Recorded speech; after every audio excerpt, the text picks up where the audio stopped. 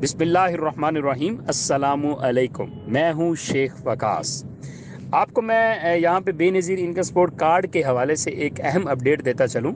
मेरे साथ एक भाई बैठे हुए हैं, तो हम सफ़र ही कर रहे हैं, गाड़ी में हैं। तो उनका एक सवाल था कि हमारी फैमिली में एक दो ऐसे पर्सन हैं जिनके कार्ड गुम हो गए हैं, या अगर फ़र्ज़ करें किसी का कार्ड गुम हो जाता है तो उसके ऊपर क्या मालूमात है, क्या हमें पैसे मिलेंगे? तो इसका बड़ा ही सिंपल जवाब है। एक्चुअली मैंने आपसे एक बात की हुई है कि किसी का भी जो सवाल होता है ना, वो किसी एक पर्सन का नहीं होता, हो सकता है वो और भी 50, 100, 200 लोगों का सवाल हो। तो इसलिए मैं उसके ऊपर वीडियो बना देता हूँ। तो अगर किसी का कार्ड गुम हो जाता है ना, तो जैसा कि आप किसी सोसाइटी में जाए ना, जैसे मैं रियल एस्टेट से उनसे एक हूँ, आपने फाइल ली उनसे, ठीक है। अब रिकॉर्ड एक दफ्तर में है, एक रिकॉर्ड आपके पास है। आपके पास जो रिकॉर्ड है इंस्टॉलमेंट का, वो गुम हो गया, बट ऑफिस में तो रिकॉर्ड है ना।